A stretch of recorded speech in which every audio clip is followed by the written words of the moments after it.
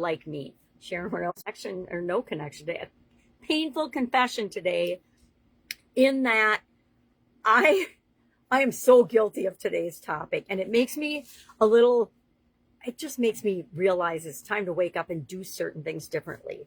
Our topic today for both the supersize challenges was, are you in the trap of measuring things that don't really matter? We're talking about contribution all this month. So with respect to contribution, a lot of the impact that we have by the actions that we take or the outputs that we usually measure are not measurable. They're not quantifiable. How do you quantify if you positively impact and change someone's life with something you did or said or in some way help them? How do you quantify? And you don't, right? How I do it is I keep a journal, and I keep it in my gratitude journal, or I keep it in my awesomeness file. I have an awesomeness file. Why? Because we all have ups and downs in our life and in our days. And sometimes we just need to go back and look at the things that have gone really, really well for us. So in there I have like certificates and awards and positive feedback from other people, etc. Stuff that makes me feel good. And many of those things are just a handwritten note or a handwritten card, right? Because, and I know I keep those because we all need things like that to reinforce when something that we don't think is good happens to us. Now I've come to find out doing the lifeline exercise and some of the other things I share that actually the things that I thought were the most devastating and worst at the time turned out to be some of the best things that ever happened to me. Just had one of those recently. It was like, oh my God, this happened. And I was really mystified and sad about it. And I was going down that negative rabbit hole. And then after a few days of that, I'm gonna admit, I spent a couple days in it.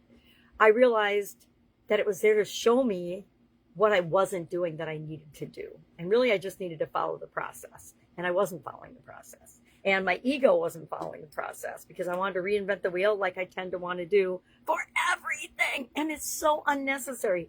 If a problem has already been solved ad nauseum, like millions of times, and there's a proven path to that, why on earth would I think I need to create my own path? Well, the same is true of today. And today, this is why it was really an eye-opener. It's about the inputs that we put into things or our output, measuring those instead of measuring the impact or the real results of the things. Now, a lot of the things that we do, and I'll give you my example. My example is I create videos every day.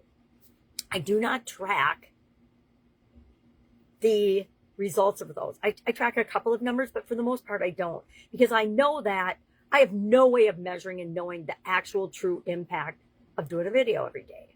I know that if you do one thing every day for a year, you're a totally different person than you were at the beginning of that year. And in a good way, because we're not going to do anything that makes us worse, right? Well, some people do, but I'm not going to work with people that do that. I work with people, and I myself am trying to do something every day to move me in the direction I want my life to go. So I had to admit today that I just created this new worksheet and tracker for myself. And you can see it's a work in progress because I'm making some changes in how I show up. Mostly in how I show up on my Supersize Your Business video. I'm trying to do it in a more structured way so I can get search on YouTube and all the things, right? All the things that don't really matter because it's chasing a number. If we're chasing a number, especially a vanity metric, which this is new for many people, if I am looking at likes and follows and things like that on a social media platform, and let's use school as an example because I'm building a school community, as are many people that I know. Literally 200,000 plus people are building school communities right now. And a lot of things people chase are how many people are in your community? How engaged are they? I think one of the biggest complaints I hear from other school owners on the platform is that their community's dead, nobody's engaging. And I gotta tell you, it tripped me up, but it reminded me of early on in my Italian food manufacturing days. I used to commiserate that nobody worked as hard as I did. And nobody was, trying to be efficient and effective and make the business better. Guess what? It wasn't their business. Why would I expect my wants and desires to be other people's wants and desires? They're not. Each of us have what we are going after and what we want. And when I let go of that false belief, because it was truly a false and limiting belief, expecting anybody else to build your business for you is an absolute exercise in futility. The only one that's going to build it is you. Maybe if people had equity in it, they would. But if people don't have ownership in something, they're just going to put in their time and Some people that are more internally driven and motivated will contribute more, but for the most part, you have to be the driving force of the things that you're building and creating in your own life. I know. Who knew? Well, we all should have known, right? But nobody teaches you that. Nobody hardly ever says, okay, get your head out of your nether regions because you're thinking this way. What if you think this way?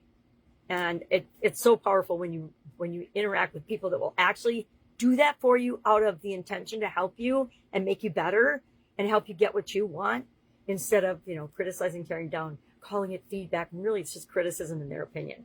And I especially now just laugh at people that give me their opinion about something I'm doing that they are not doing or have never done. Really? You've never done this, but you're going to tell me I shouldn't do it. Okay. Thank you. Thank you very much for the feedback. So a little eye-opening today. We started this super framework in the supersize challenges, both for Supersize Your Business and Supersize You. And we talked about specifying your targets. So of course I use my famous backwards written artwork because I like it. I am a prime example of do what you can with what you've got right now. And we all are different. We all have different talents and abilities. And we all have different challenges and roadblocks and setbacks and obstacles that we have to overcome. Mine just happens to be vision. And so as a visual person, it's really challenging to have actual physical crappy vision. But I make do and I figure it out. And I've even learned to write backwards. I would say one of the best things that came out of the pandemic, besides online shopping and delivery of groceries to your front door and things like that, because they could never, my sister and I were talking about that yesterday. She's like, oh, they were doing that before. I'm like, they were trying. I said, nobody had actually figured it out and made it profitable yet. But COVID forced that, which was good. That was a good thing. I don't have to spend 2 hours a week in the grocery store. Thank you very much. And then the other thing is personal development, growth, and learning, and just having to figure stuff out. That's not what I was going to say, but that's all I can remember right now. So I'm going to put my bullseye back. And I encourage you to think about the things you measure today and how they matter to your purpose and why you're here on the planet. It's a good time during Contribution Month to ask yourself these tough questions. I know they're super hard questions.